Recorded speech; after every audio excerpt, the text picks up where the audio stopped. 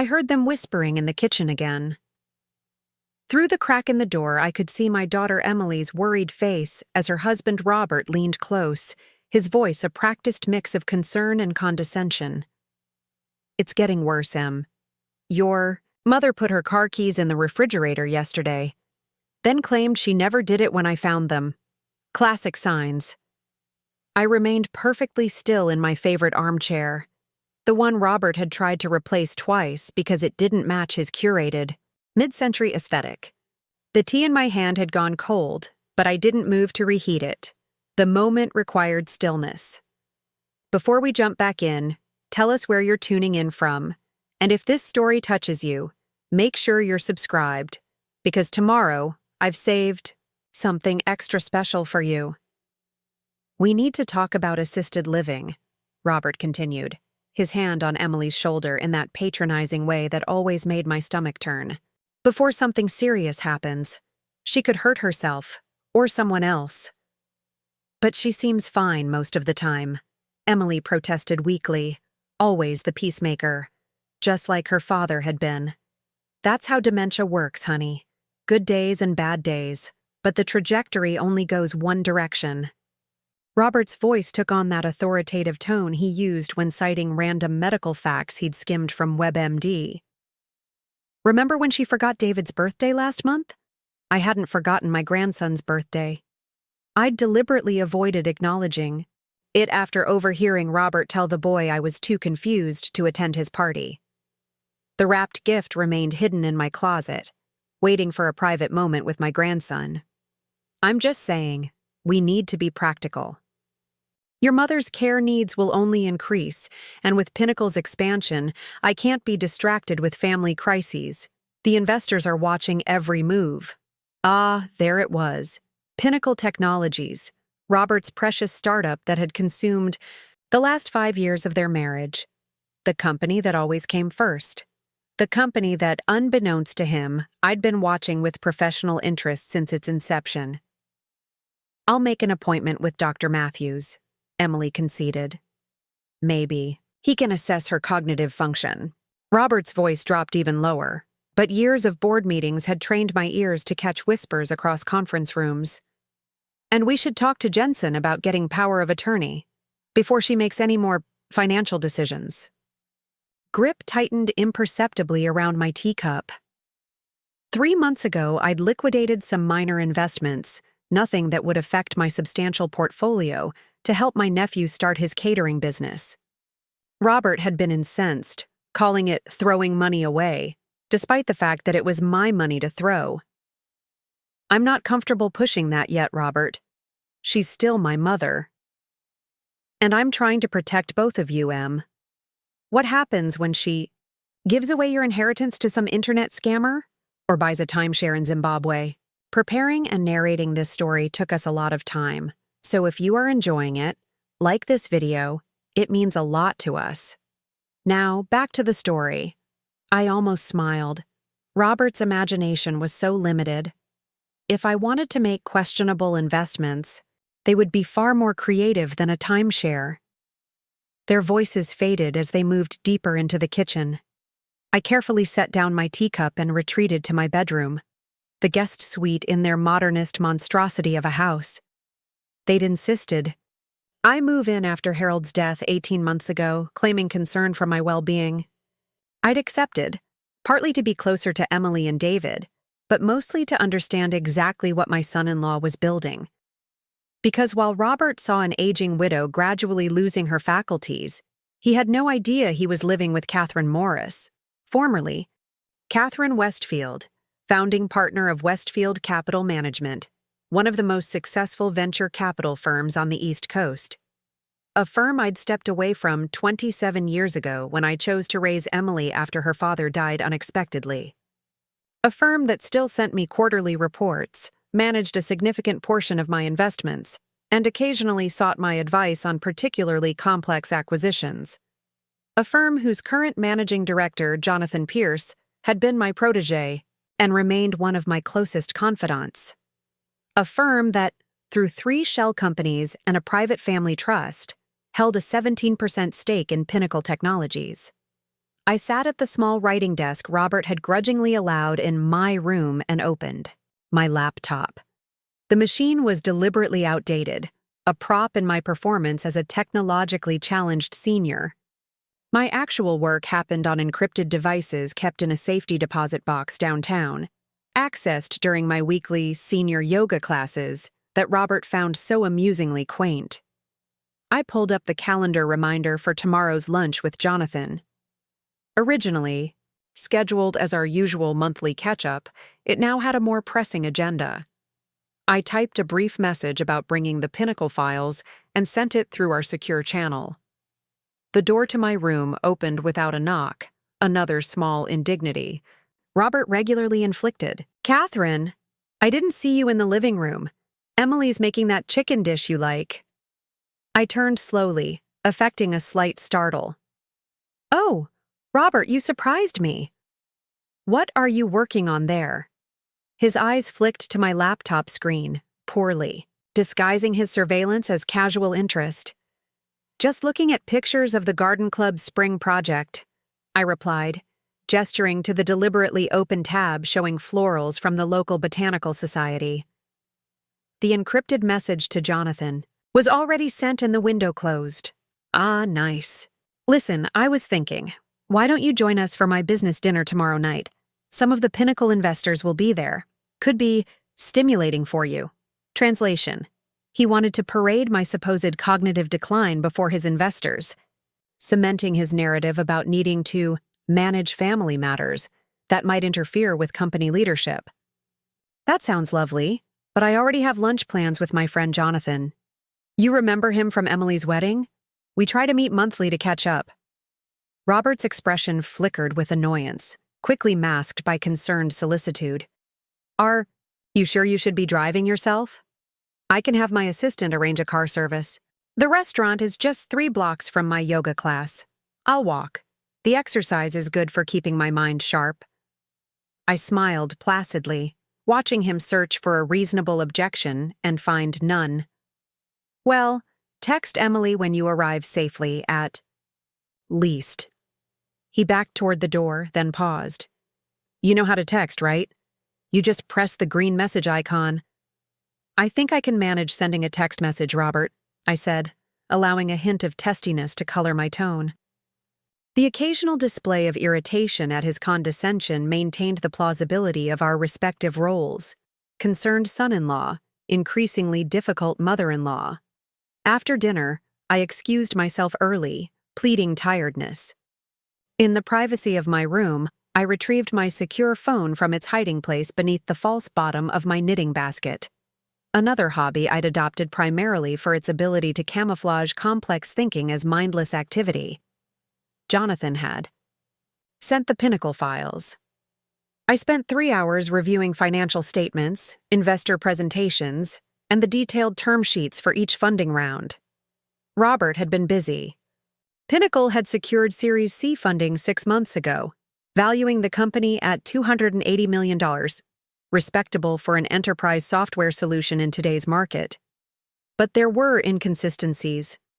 The growth projections seemed optimistic even by startup standards.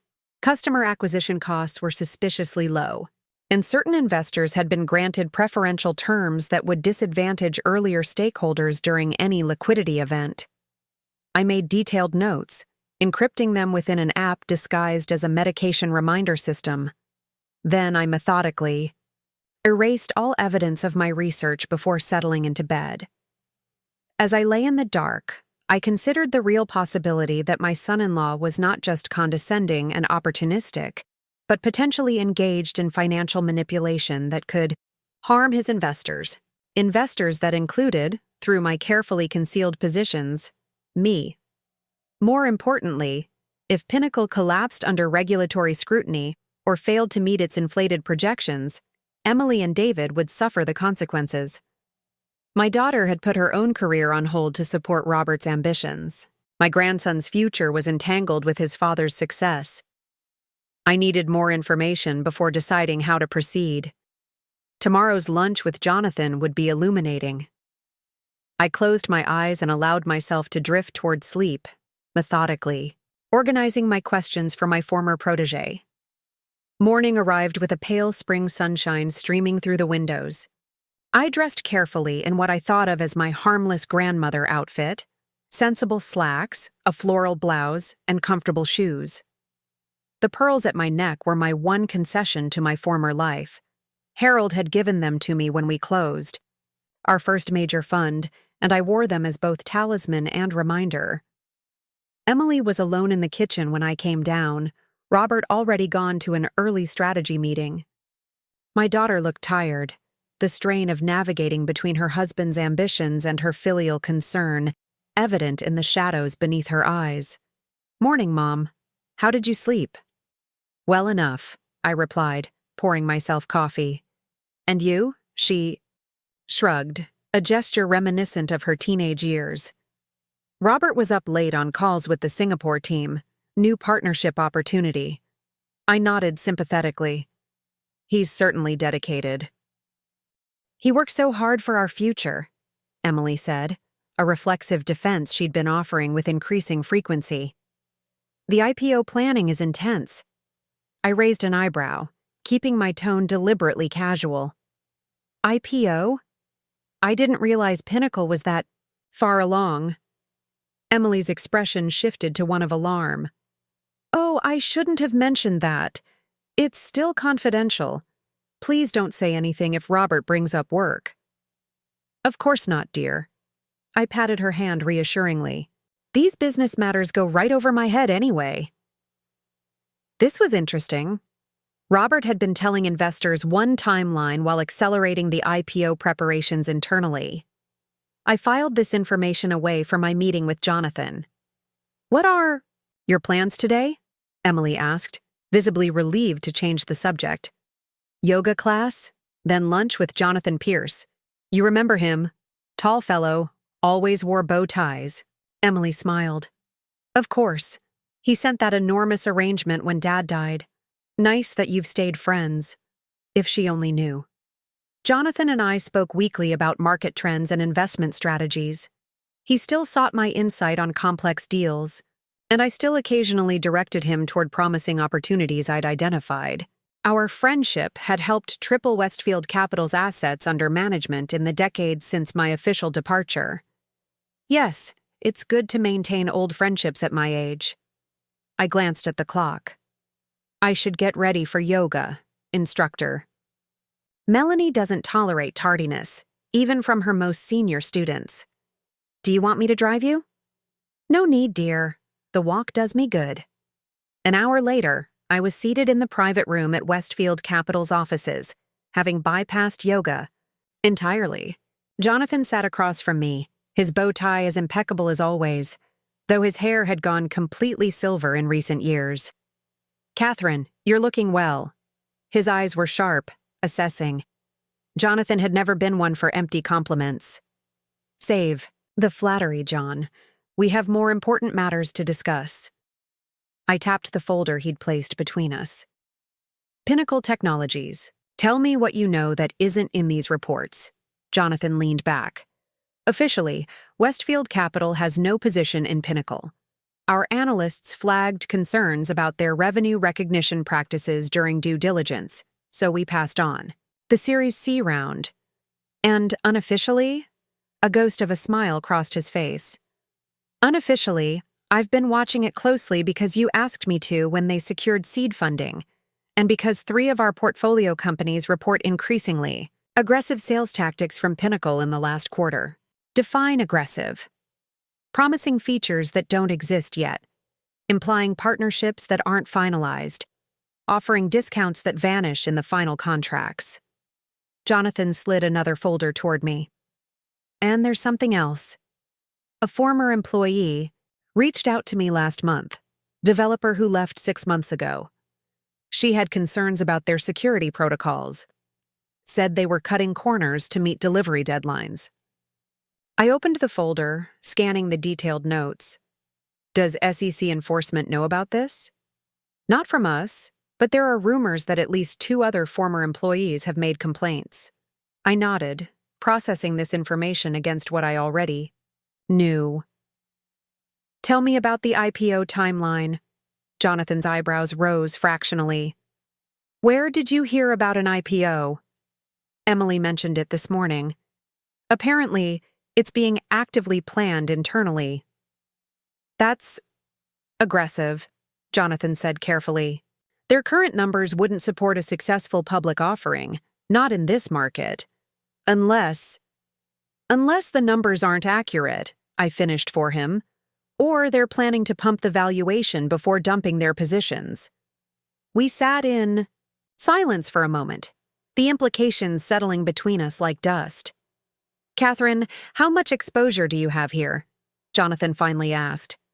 Through the family trust and Westlake Holdings? Approximately 11 million. Not insignificant, but not catastrophic if it vanishes. I waved a hand dismissively. But that's not my primary concern. Emily and David, Jonathan nodded, understanding immediately. He'd watched Emily grow up, had attended her graduation, her wedding, precisely, and there's a more immediate issue. I outlined Robert's recent campaign to question my competence, his discussions about power of attorney, and the convenient timing aligned with Pinnacle's apparent acceleration toward an exit strategy. Jonathan's expression darkened. You think he's trying to prevent you from raising concerns by discrediting you? I think he doesn't know exactly who I am or what I'm capable of, I corrected. But he knows I'm asking questions about his business, and he's responding by attempting to seize control of my assets for my own protection. What do you need from me? This was why Jonathan had been my most successful protege. No wasted words, no unnecessary emotions, just direct movement toward solutions. First, I need a complete analysis of my investment exposure to Pinnacle, including any indirect connections, through mutual funds or other vehicles. Second, I need everything you have on Robert's background before he married Emily: education, employment, credit history. Third, I need a comprehensive review of Pinnacle's investor agreements, particularly any unusual terms or side letters. Jonathan was already making notes. Timeline? Yesterday, I replied crisply, but I'll settle for tomorrow morning. I'm being invited to an investor dinner tonight, presumably so Robert can showcase my alleged cognitive decline. Will you attend? I smiled thinly. Of course. One should always accept an invitation to reconnaissance. Catherine. Jonathan hesitated, a rare occurrence. Are you certain about this path? Once initiated, corporate governance investigations tend to take on lives of their own. The collateral damage to Emily and David will be significant, I acknowledged, but less devastating than what awaits them if Robert's machinations collapse under regulatory scrutiny without warning. Better a controlled demolition than a catastrophic structural failure. Jonathan nodded, recognizing my resolve. I'll have everything you requested by 7 tomorrow morning. Send it through the secure channel. And John, I fixed him with the stare that had once made portfolio company CEOs quake in their Italian loafers. Full discretion on this. No paper trail leading back to me. As always. He stood, signaling the end of our meeting. Be careful tonight, Catherine. Men like Robert become unpredictable when cornered. Men like Robert, I said, gathering my belongings, are always predictable to those who understand their motivations. His fatal flaw is believing he's the smartest person in any room. It blinds him to the possibility that he's being outmaneuvered. I returned to the house shortly after 2, having actually attended the final 30 minutes of yoga class to maintain my cover story. Emily was out, volunteering at David's school, according to the note on the counter. I took the opportunity to search Robert's home office. Years of due diligence experience had taught me how to conduct a methodical examination that left no trace. Most people, even supposedly careful ones like Robert, were careless about physical security when they believed themselves unobserved. Sure enough, while his computer was password protected, the Pinnacle business plan and investor presentation sat in a portfolio on his credenza, conveniently labeled. I photographed key pages using my secure phone, focusing on the executive summary, financial projections, and investor list. One name in particular caught my attention: Blackstone Edge Partners. I'd crossed paths with their managing partner, Victor Hargrove, during my active years at Westfield. He'd been investigated twice for securities fraud, though never charged. His presence on Pinnacle's cap table was concerning. I carefully returned everything to its exact position and retreated to my room to review my findings.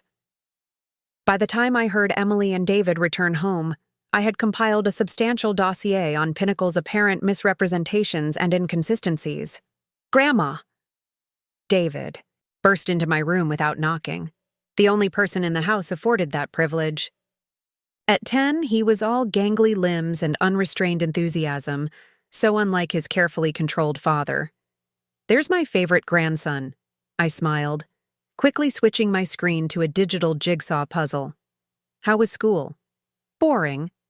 But Mom brought cupcakes for Miss Patterson's birthday, so that was good." He flopped dramatically onto my bed. "Dad says you're coming to his work dinner tonight. He says I have to wear a tie." "Does he now?" I raised an eyebrow. "I didn't realize you were attending?" David shrugged. "Dad says it's important to show family unity to the investors, whatever that means." Interesting. Robert was bringing the entire family tableau: devoted wife, bright son, and the slightly addled mother-in-law. I wondered what narrative he was constructing. Well, if we must wear ties, we must. Though I think I'll opt for a necklace instead. I winked at David, who giggled. "Mom says we're leaving at 6, he informed me, bouncing off the bed. "I'm gonna play Minecraft until then." After he left, I considered this new development. Robert's inclusion of David suggested he was crafting a specific image for his investors: a successful family man with multiple generations under his protective care. I would need to adjust my approach accordingly. I dressed carefully for dinner, selecting an outfit that walked the line between elegant and slightly out of date. My makeup was impeccable but understated, my jewelry valuable but conservative. To the uninformed observer, I would appear to be a well-maintained woman of my age, neither too sharp nor too diminished. Emily knocked softly at 6. "Mom, are you ready? Robert's already in the car." "Just coming, dear." I emerged, noting her appreciative glance. "You look lovely," she said, genuine warmth in her voice. "That blue has always been your color." We rode to the restaurant in relative silence, Robert occasionally breaking it with terse comments about the investor profiles. "Victor Hargrove is key," he instructed Emily. "He controls the largest external stake in Pinnacle. Very traditional values. He'll appreciate seeing a strong family unit." I filed this information away, maintaining a placid expression as I gazed out the window. So Hargrove was the primary target tonight. The pieces were beginning to align. The restaurant was upscale, the kind of establishment where tables were spaced far enough apart to ensure confidential conversations remained private. Robert led us to a secluded area where 4 men in expensive suits stood as we approached. "Gentlemen," Robert's entire demeanor shifted to polished confidence. "Allow me to introduce my family. My wife, Emily, our son David, and Emily's mother, Catherine Morris." I noted he introduced me last and by relation rather than name, a subtle diminishment. I smiled pleasantly, offering my hand to each man in turn, taking careful mental notes of their names and firms. Victor Hargrove was exactly as I remembered him: corpulent, florid, with small eyes that assessed everything in terms of value and utility. He didn't recognize me, of course. During our limited interactions years ago, I'd been Catherine Westfield, managing partner at a competing firm, not Catherine Morris, retired widow. "Charming family, Chambers," Hargrove boomed, his gaze lingering inappropriately on Emily before sliding dismissively over me. "The boy looks sharp. Future Pinnacle executive?" "Perhaps," Robert smiled, his hand clamping possessively on David's shoulder. "He's certainly got the aptitude for technology."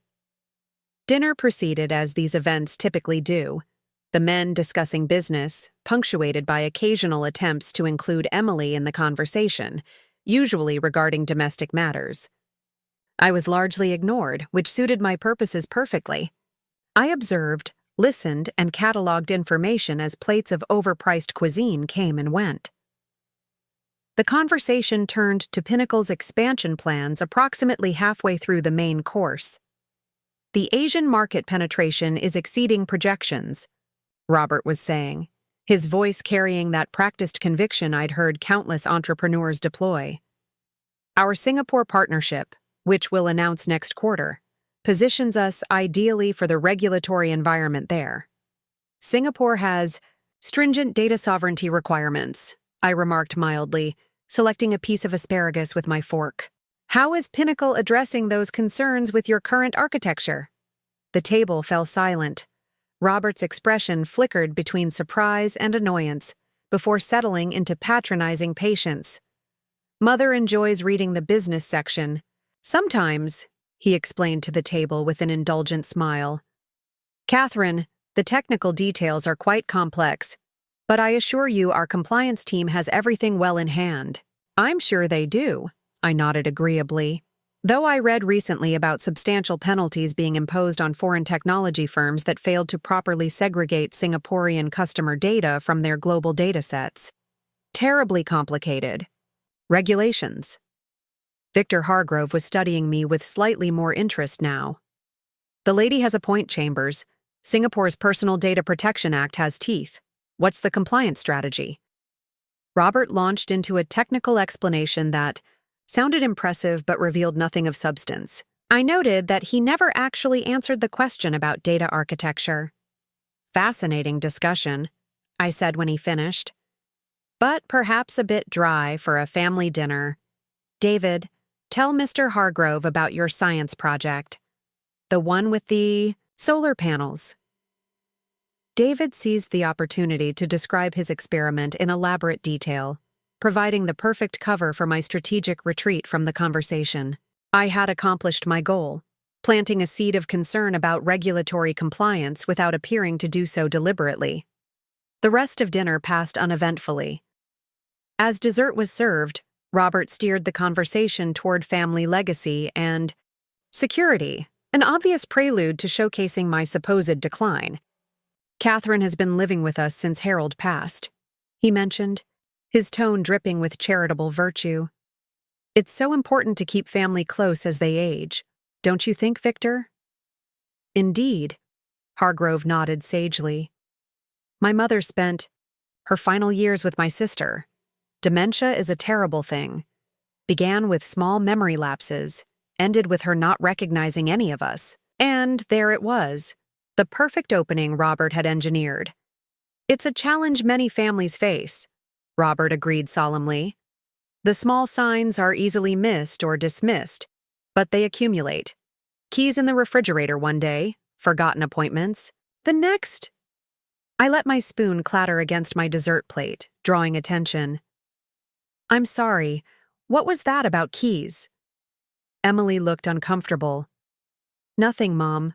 Robert was just making conversation. Oh, I said, affecting slight confusion. I thought I heard… Never mind. I deliberately took a bite of my dessert, then looked up with perfectly timed bewilderment. Did I already order coffee? Robert couldn't have looked more satisfied if I'd handed him a signed confession of incompetence. No, Catherine, you didn't. Would you like some?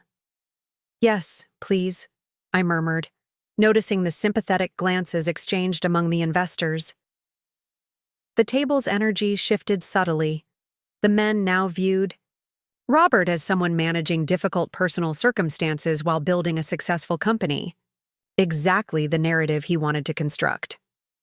As we prepared to leave, Victor Hargrove pulled Robert aside for what appeared to be a private conversation, though my carefully honed hearing caught fragments. Impressive dedication and family, situation, and accelerated timeline among them.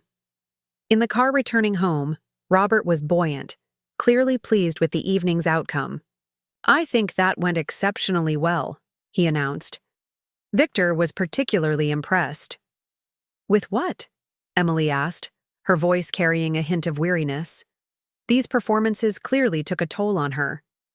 Everything, Robert replied vaguely. The company progress, our family unity, the whole package. I gazed out the window, saying nothing. Let him believe the evening had unfolded according to his design. Tomorrow, when Jonathan delivered his findings, would begin the systematic dismantling of Robert's carefully constructed facade. Back in my room, I made encrypted notes of everything I'd observed and overheard. The pieces were falling into place, revealing a concerning picture. Robert appeared to be accelerating toward some form of exit, likely selling controlling interest to Hargrove's firm before any regulatory issues surfaced. The family situation provided perfect cover for his urgency. I sent a brief coded message to Jonathan. Cedar project proceeding. Require complete Hargrove portfolio analysis by morning. Then I prepared for bed, methodically removing my carefully selected outfit and jewelry. As I placed Harold's pearls in their case, I allowed myself a moment of reflection. My late husband would have despised Robert's tactics, not just the financial manipulations, but the psychological warfare against family members. I'm handling it, Harold, I whispered to the empty room. Our daughter and grandson will be protected, whatever it takes. Tomorrow would bring Jonathan's complete analysis and the beginning of my counteroffensive. Robert believed he was isolating and discrediting me to prevent interference with his plans. He had no idea he was facing an opponent who had been navigating corporate warfare since before he was born. As I drifted toward sleep, I allowed myself a small smile. Robert thought tonight's dinner had advanced his agenda. In reality, it had merely confirmed the necessity of mine. Dawn found me already awake, reviewing Jonathan's files on my secure tablet. As promised, he'd delivered everything by 7, and the contents confirmed my worst suspicions. Robert's background check revealed a pattern of embellished credentials and short-lived positions at 3 tech firms, each departure coinciding with internal audits. Nothing prosecutable, but a clear pattern of sailing away just before storms hit. More concerning were Pinnacle's investor agreements. The documents revealed an elaborate structure of preferential terms for Hargrove's firm, essentially allowing them to recover their investment plus a substantial premium before other investors saw returns, including my own concealed stake. But the most damning evidence came from the former employee's testimony. Pinnacle's security architecture had critical flaws that left client data vulnerable. Clients that included 3 Fortune 500 companies and a defense contractor. Robert knew about these vulnerabilities but had prioritized feature development over remediation to hit growth targets tied to his personal compensation. I encrypted my notes and prepared for the day's performance. Today would require perfect timing. At breakfast, Robert was jubilant. Good news! Victor Hargrove's firm is accelerating their follow-on investment. We're meeting today to finalize terms. That's wonderful, Emily replied with practiced enthusiasm, though the shadows under her eyes had deepened. Congratulations, I offered mildly. More investors is always good news for a growing company. Robert's smile tightened. Actually, Catherine, this is a bit complex. Blackstone Edge would become the controlling shareholder. They're buying out several earlier investors. At what valuation? I asked innocently, buttering my toast. Robert stared. Well, that's confidential company information. I nodded agreeably. Of course. I just remember Harold mentioning that follow-on investments sometimes dilute founding shares. I'm sure that's not the case here. Emily looked between us, confusion evident. Does it matter? Robert still runs the company, right? Of course I do, Robert said quickly. This is just a strategic partnership to accelerate our growth. Strategic partnership, I repeated. How nice. Robert checked his watch with exaggerated purpose. I should get to the office, big day. He kissed Emily's cheek and nodded tersely to me. Catherine. As soon as the front door closed, I turned to Emily. "Darling, would you drive me to the bank this morning? I need to check something in my safety deposit box." "Is everything okay?" Concern creased her brow. "Perfect," I assured her. "Just some documents Harold wanted me to review annually. I've been remiss." 90 minutes later, I sat in a private bank conference room while Emily waited in the lobby. Before me lay the fruits of decades of careful planning, documentation of my various investment vehicles, trusts, and shell companies. Most importantly, I held the original investor agreement for Westlake Holdings' stake in Pinnacle Technologies, signed 3 years ago during their seed round. I placed a secure call to Jonathan. "It's time. Proceed with Operation Checkmate. Are you certain?" His voice was grave. "Once initiated, I'm certain. Robert is meeting with Hargrove today to finalize terms. We move now or lose our position." "Very well. Enforcement notification is prepared. The whistleblower reports are consolidated. I've briefed our legal team on potential blowback scenarios. And the special provisions we discussed? Ready for your signature. Elizabeth is waiting at our offices." I ended the call and gathered my documents. Phase 1 was complete. Time for Phase 2. "Emily," I said, returning to the lobby, "would you mind making a quick stop on our way home? I'd like to say hello to an old friend downtown." She agreed easily, having no idea she was driving me to the offices of Westfield Capital Management. Elizabeth, Chen, Westfield's chief legal counsel, was waiting in Jonathan's office when we arrived. I introduced her to Emily as an old friend from my hospital volunteer days and asked my daughter to wait while we caught up. As soon as the door closed, Elizabeth laid out the documents. "Everything's prepared per your instructions, Catherine. Quite ingenious, actually. Are you sure you don't want to rejoin the firm?" I smiled grimly. "Let's see if I survive this first." The legal maneuver was elegant in its simplicity. As an early investor, Westlake Holdings, my shell company, had certain protective provisions, including the right to block any transaction that would result in a change of control without unanimous investor approval. A clause Robert had almost certainly forgotten or assumed would never be invoked by a passive minority investor. I signed the documents, effectively blocking Hargrove's takeover attempt. Simultaneously, Jonathan would be delivering formal notice to Pinnacle's board and submitting the whistleblower evidence to the SEC. "Perfect timing," Jonathan said, entering with a tablet displaying a financial news site. "Robert's meeting with Hargrove started 30 minutes ago. I'd estimate they're just getting to the signature pages." My phone rang as if on cue. Robert's name flashed on the screen. "Showtime," I murmured, answering with an innocent, "Hello?" "Catherine?" Robert's voice was tight with barely controlled fury. "Where are you?" "With Emily, running errands. Is something wrong, dear? I need to know if you've been contacted by anyone from Westlake Holdings." His voice dropped to a harsh whisper. "This is important, Catherine. Think carefully." Westlake, I pretended to consider. Wasn't that Harold's family farm in Connecticut? Robert's frustrated exhalation was audible. "Never mind. Put Emily on." I passed the phone to Emily, who had just entered the office. Her expression shifted from confusion to concern as she listened. "We're downtown. At the Westfield building." "Yes, that's the one. Mom's visiting with a friend?" "No, I don't think—" "Robert, what's going on?" When she hung up, her face was pale. "He's coming here. He says he needs to talk to you immediately about some legal matter." "Mom, what's happening?" I took her hands in mine. "Emily, I need to tell you something important about your husband's company, and about me." Over the next 15 minutes, I gave my daughter the condensed version, my background in venture capital, my concealed investment in Pinnacle, and the concerning practices I'd uncovered. "I don't understand," she whispered, shock evident in her eyes.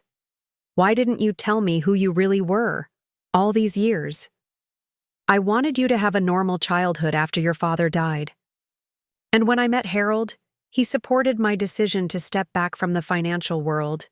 We were happy, and that life seemed far away, until Robert began building something that threatened your future. The office door burst open. Robert stood there, face flushed, Hargrove looming behind him. "What did you do?" Robert demanded. "Some shell company just blocked our entire deal."